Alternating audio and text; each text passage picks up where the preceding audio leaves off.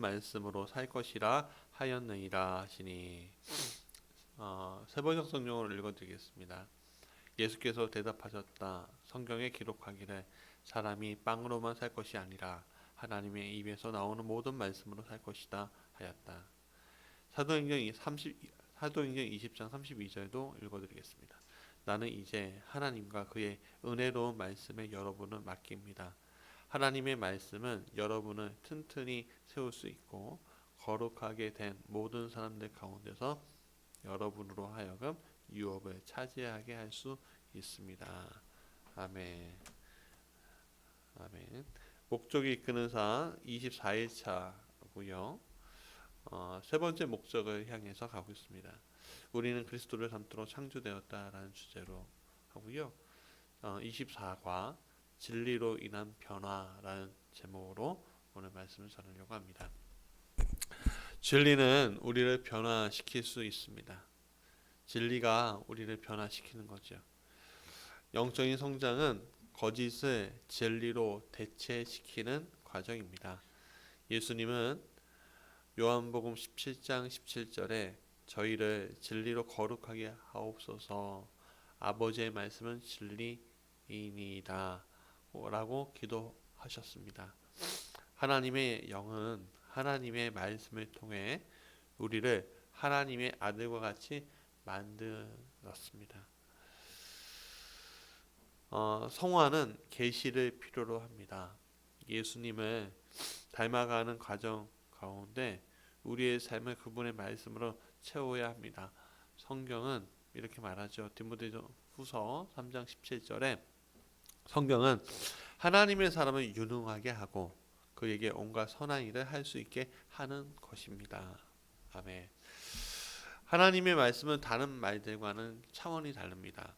그 말씀은 살아있고요. 요한복음 6장 63절에 예수님은 또 이렇게 말씀하셨습니다. 생명을 주는 것은 영이다. 육은 아무데도 소용이 없다. 내가 너희에게 한 이 말이 영이요 생명이다. 영이요 생명이다 라고 분명히 말씀하셨고요. 또 하나님이 말씀하실 때 세상의 것들은 또한 변했습니다. 우리 주위에 있는 모든 피조물들이 하나님이 존재한다, 하나님이 존재하십니다 라고 증거하고 있기 때문에 우리는 그것을 알고 있고, 또 하나님이 그렇게 명령하셨기 때문에 존재하고 있는 것입니다. 그분이 모든 것을 말씀으로 존재하게 하셨기 때문에 하나님의 말씀 없이 우리는 살아있는 것 있지도 못할 것이죠. 예수님은 야고보서 1장 18절에 그는 예수님에 대해서 이렇게 얘기합니다. 그는 뜻을 정하셔서 진리의 말씀으로 우리를 낳아주셨습니다. 그리하여 그는 우리를 피조물 가운데 첫 열매가 되게 하셨습니다. 무슨 열매야? 첫 열매. 자, 성경은 단순한 교리 안내서가 아니에요. 하나님의 말씀은 생명을 불어넣고 믿음을 만들고 변화를 일으키고 귀신들을 떨게 하고 기적을 행하고 상처를 치유하고 인격을 형성하게 하고 유혹을 이기게 하고 희망을 주고 권세를 주며 우리의 마음을 깨끗하게 하고 많은 것들을 존재하게 하고 우리의 영원한 미래를 보장한다고 분명히 기록되어 있고, 또한 그 일들이 오늘 우리에게 일어나고 있습니다. 우리는 하나님의 말씀 없이 살 수 없습니다. 그렇기에 절대로 하나님의 말씀 없이도 살 수 있다고 생각해서도 안 되는 거예요. 우리는 하나님의 말씀이 우리의 삶의 그 본질적인 요소라는 것을 깨달아야 합니다. 욥은 말해요. 그분의 입술에서 나오는 계명은 어긴 일이 없고 그분의 입에서 나오는 말씀은 늘 마음속 깊이 간직하였다. 하나님의 말씀은 우리의 목적을 이루기 위해 꼭 필요한 가장 중요한 영적인 영양분인 것을 우리가 놓치지 말아야 합니다. 그래서 성경을 우리는 신령한 젖, 또 떡, 또 밥, 또 꿀 이렇게 부르고 있는 거죠. 자, 이 네 가지 젖과 떡과 밥과 꿀 네 가지 메뉴는 마치 코스 요리 같아요. 옛날에 중국집에 갔는데 코스 요리가 이렇게 있더라고요. 근데 우리 가족이 많잖아요. 그리고 가족들이 많으니까 그냥 시켜 먹는 것보다 코스 요리 시켜 먹는 게 훨씬 낫겠다 싶어서 한번 시켜봤어요. 그냥 시켜봤는데 각양각색으로 여러 가지 맛있는 음식이 있으니까 너무 좋더라고요. 야, 한번 더 가보고 싶다라고 했는데 아직까지 기회가 없는데. 그러니까 이게 하나님의 말씀도 마찬가지죠. 어, 이거는 우리가 성장하기 위해서 필요한 매료예요. 베드로는 베드로전서 2장 2절에 이렇게 충고하고 있는데 갓난아기들처럼 순수하고 신령한 젖을 그리워하십시오. 여러분은 그것을 먹고 자라서 구원에 이르러야 합니다. 라고 했습니다. 여러분 갓난아기로 계속 남으라고 했습니까? 아니면 그것을 먹고 신령한 젖을 먹고 어떻게 해요? 성장하라고 했습니까? 성장해서 구원에 이르러야 한다고 베드로가 말하고 있죠. 그러면 어떻게 해야 되냐? 첫 번째, 하나님의 말씀 먼저 거해야 한다는 겁니다. 자, 오늘 성경은 그 어느 때보다 많이 인쇄되어 있지만 그 성경만큼 안 읽는 책도 별로 없어요. 때로는 집 서재 한쪽에 선반에 아니면 자동차 보넷에 이렇게 있죠. 그리고선 주일날 교회 갈 때나 끼고 있던지 아니면 또 뭐예요? 부적처럼 또 가지고 있는 경우도 있죠. 그래서 영적인 거식증에 걸린 있는 이들이 굉장히 많아요. 수십억의 그리스도인들이 있지만 굉장히 많은 사람들이 영적인 거식증에 걸려서 영양실조로 굶어 죽어가고 있어요. 영적으로. 그래서 예수님의 건강한 제자가 되기 위해서는 하나님의 말씀을 공급받는 것이 최우선 순위가 되어야 하는 거예요. 예수님은 그것을 거한다 고 표현했습니다. 그래서 요한복음 8장 31절 이렇게 표현해요. 너희가 나의 말에 머물러 있으면 거하면 너희는 참으로 나의 제자들이다.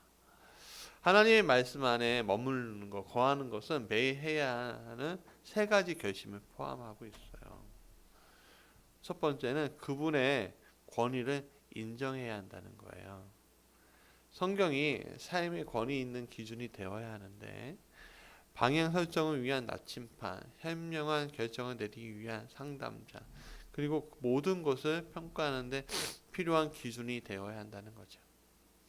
성경은 항상 우리 삶에서 처음과 마지막으로 고려하는 것이어야 한다는 거예요. 물론 중간도 마찬가지죠. 우리가 하는 잘못의 대부분들은 신뢰할 수 없는 권위 안에서 일어나기 때문에 문제가 생기는 거예요. 오늘 우리나라가 비행기를 만든대요. 전투기도 만들고 전투기를 만드는데 멋있더라고요. 근데 그 전투기를 어떻게 만드냐면 어떤 예전에 전투기 만들 때는 그냥 하나하나 이렇게 조립했고 하나하나 도면 따고 이렇게 하나하나 이렇게 조립을 했는데 이제는요. 그러면서 모형을 만들었고 또 어떤 기계에 이렇게 집어넣고 막 그랬는데 이제는 비행기를 만들 수 있는 프로그램이 있대요. 예, 저는 본 적이 없으니까. 근데 프로그램이 있대요. 근데 그 프로그램에 이제 비행기가 날 수 있는 여러 가지 요소들을 다 채웠고 가장 완벽한 게 무엇인지 데이터로 다 나온대요. 그래서 그 데이터를 믿고서 이렇게 만드는데 우리나라가 그것을 그 프로그램을 만든 나라보다 더 잘 만든다는 거예요. 잘 사용한다는 거예요. 근데 그 프로그램은 권위가 있대요. 이 프로그램하고 예전에 비행기 만들었던 거 그대로 일치시키면 그 프로그램대로 비행기가 다 작동한다는 거예요. 그래서 그 권위가 있는 그 프로그램을 사서 프로그램대로 비행기를 지금 만들고 있거든요. 그러니까는 언젠간 뜨겠죠. 근데 그렇지 않고 우리 비행기 만들 거야 하고서 너 날개에 대해서 좀 알지? 너 뭐에 대해서 좀 알지? 뭐에 대해서 좀 알지? 그 하고서 딱 모아갖고 비행기 만든다고 하면은 만들 수 있어요? 만들지 못한다고요. 쉽지 않습니다. 만들어도 문제가 계속적으로 생길 거예요. 그런 것들이 어쩌면 오늘 우리가 그런 잘못된 권위를 바탕으로 하는 것들이 여러 가지 요소가 있는데 문화가 있고요, 전통이 있고 이성이 있고 감정에 의존하고 있는 거야. 이런 거였죠. 뭐 모두가 그렇게 하니까 또 항상 그렇게 해왔잖아. 이게 논리적이야. 아니면 내가 옳은 것처럼 옳은 일로 내가 느껴지고 있어. 그럼 이거 할 거야. 근데 이 네 가지 모드는요, 인간의 타락으로 다 망가져 있어요. 이미. 그거 우리가 알 수 있는 게 뭐냐면, 여러분, 어저께 저 사람이 되게 좋았는데요, 오늘 저 사람이 안 좋을 수 있어요. 그렇죠? 저 사람이 좋으면요, 기준이 그 로우 레벨, 그러니까 낮은 기준으로 저 사람을 바라보니까 저 사람이 옳아 보여요. 근데 저 사람을 싫어하면요 어떻게 해요? 하이 레벨, 그러니까 높은 레벨로 그 사람을 보면서 기준을 갖다 대면요 그 사람이 다 죄가 있어 보이는 거잖아요. 그러니까는 사람의 마음이 왔다 갔다 하는 거예요. 왔다 갔다 하면 어떻게 됩니까? 결국에는 일관성이 없어갖고 문제가 생기는 거죠. 그래서 오늘 우리나라의 법률에 대해서 사람들이 이제는 많이 신뢰하지 않아요. 안타깝게도. 왜 신뢰하지 않죠? 돈 있고 힘 있는 사람한테는 법이 작동이 안 되고, 힘 없고 돈 없고 약한 사람한테는 법이 굉장히 높고, 그래서 우리가 법에 대해서 저게 법이 맞아? 하고 신뢰를 안 하려고 하잖아요. 그러니까 법이 왔다 갔다 하면 돼, 안 돼요? 안 되죠. 그 왔다 갔다 하지 않는 법이 어디 있냐면 바로 성경에 있다는 거예요. 우리에게는 필요한 것은 굉장히 완벽한 기준일 거예요. 그것은 우리를 절대로 잘못된 길로 인도하지 않습니다. 하나님의 말씀만이 그 필요를 채워주는데, 솔로몬은 우리에게 하나님의 모든 말씀은 오점이 없다라고 잠언서 30장 5절에 상기시켜주고 있습니다. 바울은 디모데후서 3장 16절에 모든 성경은 하나님의 감동으로 된 것으로 교훈과 책망과 바르게 함과 의로 교육하기에 유익하다라고 얘기했어요. 네. 자, 부흥사 빌리 그레함은 사역 초기에 성경의 권위와 정확성에 대한 의심으로 고통스러워했다는 거예요. 그런데 어느 날 밤에 달이 휘황찬란하게 비치는 밤이었대요. 무릎을 꿇고 눈물 흘리며 하나님께 기도했는데, 그 순간에 놀랍게도 모든 이해하지 못한 구절들이 그냥 있더라도 이게 갑자기 그게 믿어지는 거예요. 그리고 고백을 하는 거예요. 성경을 자신의 삶과 사역의 유일한 권위로 제가 온전히 신뢰하겠습니다. 그날부터 그 빌리 그레함 목사님의 삶은요, 굉장히 비범한 능력과 굉장히 효과적인 사역의 복을 누렸던 것을 그의 입으로 이야기했습니다. 오늘 우리가 내릴 수 있는 가장 중요한 결정은 무엇이 우리의 삶에서 최고 권위를 갖게 할 것인가를 결정하는 겁니다. 문화가 내 삶을 결정할 건가? 전통이? 이성이? 감정이? 여러분, 그런 것과는 무관하게 생각해야 돼요. 성경을 최종 권위자로 우리가 생각해야 합니다. 무슨 일을 결정할 때 성경은 뭐라고 말씀하셨지? 라는 질문을 하기로 결심해야 됩니다. 하나님 무엇을 하라고 말씀하시면 그것이 논리에 맞지 않거나 그것을 하기가 싫을지라도 하나님의 말씀을 믿고 그것을 하겠다고 마음에 새겨야 합니다. 바울의 말은 개인적인 믿음의 확인으로 삼으면 좋겠는데 사도행전 24장 14절에 율법과 및 선지자들의 글에 기록된 것을 다 믿으며 예. 우리가 성경에 있는 말씀을 다 믿으라는 얘기예요. 두 번째, 진리를 내 것으로 만들어야 한다는 거예요. 진리를 내 것으로 만들면, 자, 성경을 믿는 것만은 충분하지 않습니다. 우리의 마음을 그것으로 채우고 성령님의 진리를 통해 우리를 변화시킬 수 있도록 해야 합니다. 그러면 진리를 내 것으로 만들 때 여기에 5가지 방법이 있다는데요. 성경을 받아들이고 읽고 연구하고 기억하고 반영하는 것이라는 거예요. 그래야지만 진리가 내 것이 된다는 거예요. 그러면 어떻게 될까? 첫 번째는 하나님의 말씀을 열린 마음으로 받아들이고 그것을 인정할 때까지 말씀을 또한 더 받아들여야 합니다. 씨 뿌린 사람의 비유 통해서 우리는 굉장히 많은 것을 알 수가 있죠. 자, 예수님은 받아들이지 않는 3가지 태도가 있다고 해요.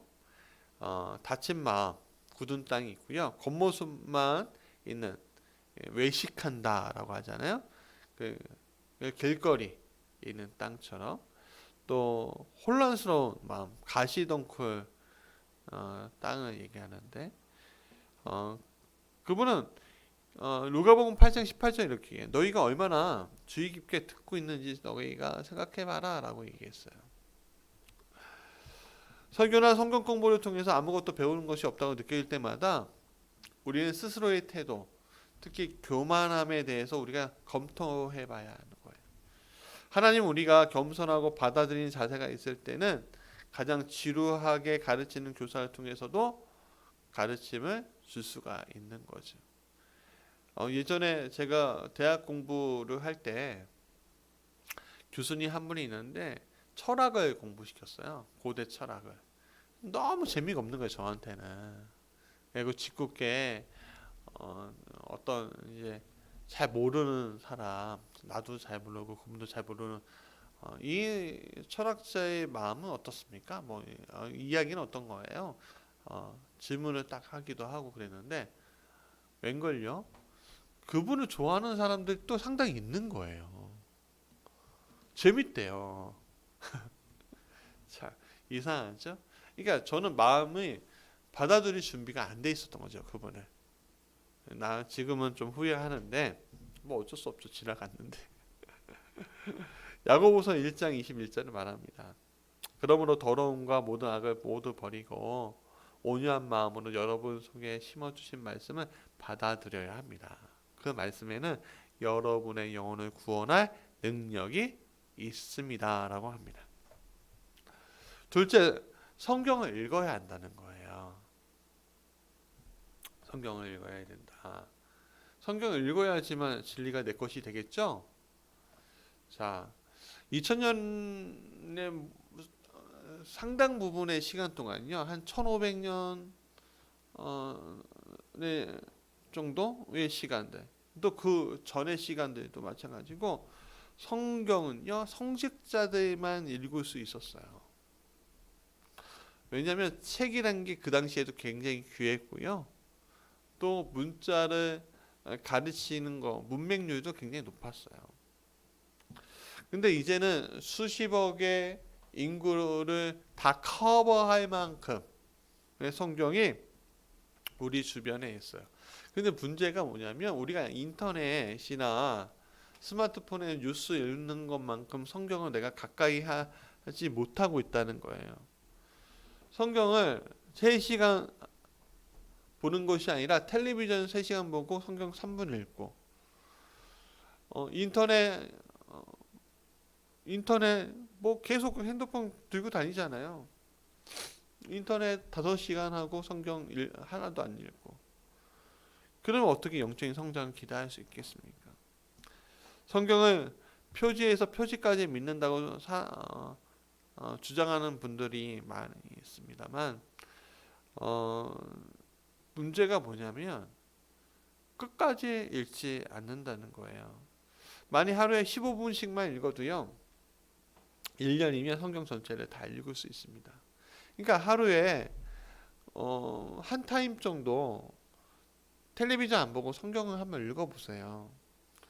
그러면 1년에 성경을 두세 번 정도 읽을 수 있게 된다는 거죠.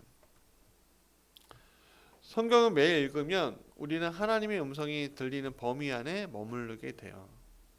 자, 신명기 17장 19절에 이렇게 얘기해요. 이스라엘 왕들에게 하나님은 근처에 두라고 하셨는데 이렇게 얘기합니다. 항상 지리고 매일 읽어야 한다. 그런데 문제는 근처에만 둔다는 거죠. 근처에만. 그렇지 말고 우리가 무엇을 공부하듯 성경을 규칙적으로 읽어야 합니다. 성경 읽기 계획을 세우는 것도 도움이 되고 임의대로 여기저기 읽지 말고 어느 한 권도 빠뜨리지 않고 한번 천천히 읽어보세요. 굉장히 좋습니다. 세 번째는 성경을 연구하고 공부하는 것이 그분의 말씀 안에 또 거할 수 있는 방법이에요. 성경 읽는 것과 공부하는 것을 차이는 두 가지가 있는데 그 구구절의 질문에 던지는 것과 나의 생각, 그 말씀 구절에 질문을 던지는 것과 나의 생각을 적는 것이 포함되면 그것은 성경 공부예요. 종이나 아니면 뭐 워드나 이제 컴퓨터에 자신의 생각을 쓰지 않고선 성경을 공부했다고 말할 수 없습니다. 야고보서 1장 25절에 이렇게 얘기합니다. 완전한 율법 곧 자유를 주는 율법을 잘 살피고 끊임없이 그대로 사는 사람은 율법을 듣고서 잊어버리는 사람이 아니라 그것을 실행하는 사람인 것입니다. 이런 사람은 그가 행한 일로 복을 받을 것입니다. 행한 일로 복을 받는데요. 그렇게. 왜냐하면 하나님의 말씀을 계속 가지고 있으면요. 우리는 끊임없이 판단하고 끊임없이 선택해야 되잖아요. 그 끊임없이 선택할 때 말씀이 그 선택을 하게끔 만들어준다는 거예요. 그럼 복을 받게 되죠. 네 번째는 그것을 또한 기억하는 거예요. 우리가 기억력이 좋아요, 나빠요, 뭐 이렇게 얘기하는데 다 기억할 수 있어요. 왜냐하면 이미 우리는 글자를 다 알잖아요. 예. 그러니까 글자를 다 알고요. 그런 것도 다 기억해요. 우리는 뭐 영화의 한 장면, 뭐 다 기억하잖아요. 그러니까 우리가 이미 중요한 것들 다 기억하고 있는데 오늘 제가 5시 지난주에 약속을 하나 잡았어요. 오늘 5시 반에 백고 신도시에 가고 어떤 목사님 만나게 했는데요. 그럼 메모해 놓지 않았는데 계속 기억하고 있어요. 목요일날 11시에 또 중요한 만남이 있고요. 기억하고 있잖아요, 우리가.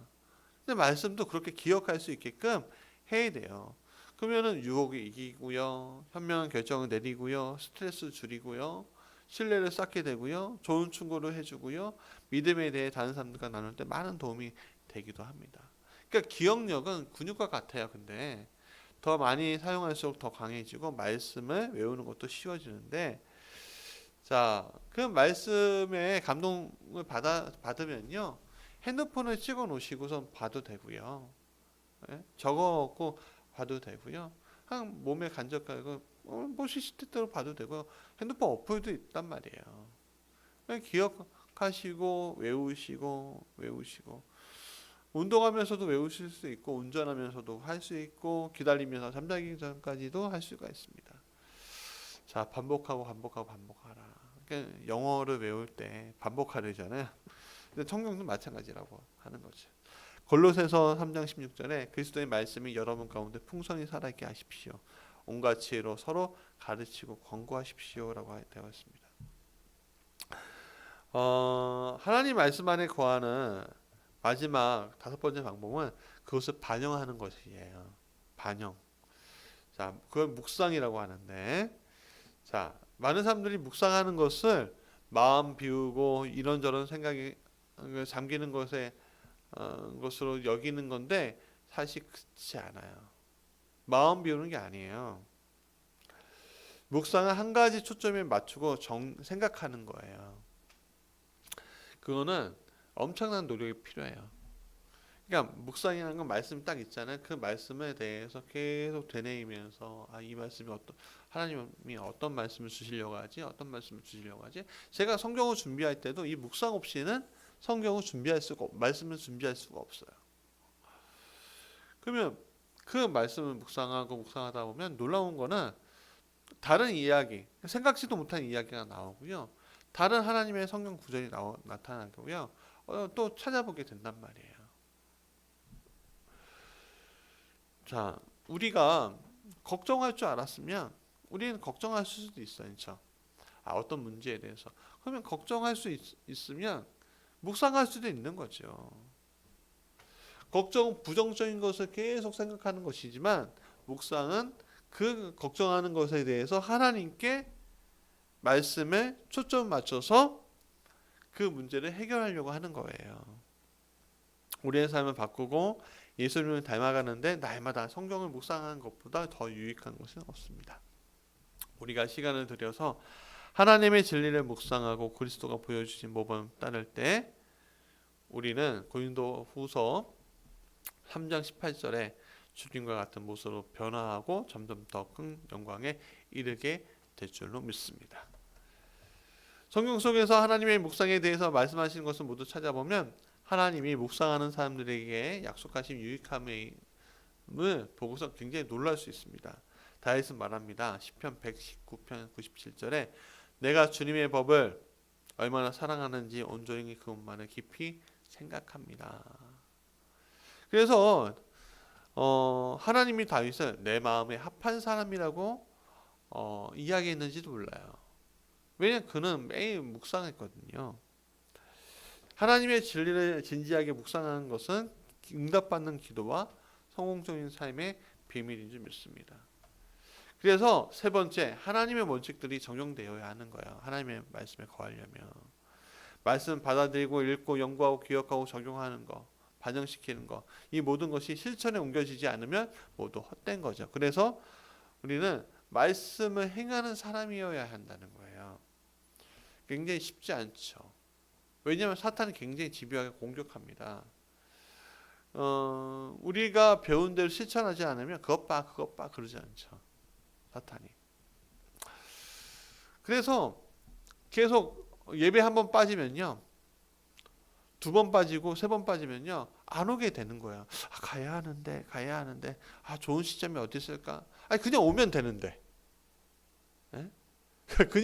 그냥 오면 되는데 어떤 기회를 엿보고요. 어떤 시점을 엿보고요. 그래요. 다 쓰잘데없는 거죠. 진짜 그런 거는. 그냥 오면 되는 거예요. 말씀 배우러. 성경 언젠간 봐야 되는데 언젠간. 그러지 마세요. 그 생각이 들 때마다 딱 끼면 되는 거잖아요. 그렇죠?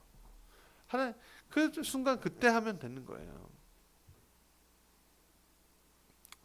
자, 사탄은 우리가 배운 것을 실천에 옮기지 않으면 성경 공부하는 것에도 신경 쓰지 않게 만듭니다. 단순히 말씀 듣고 읽고 공부했다고 했고 그것을 내면화했다?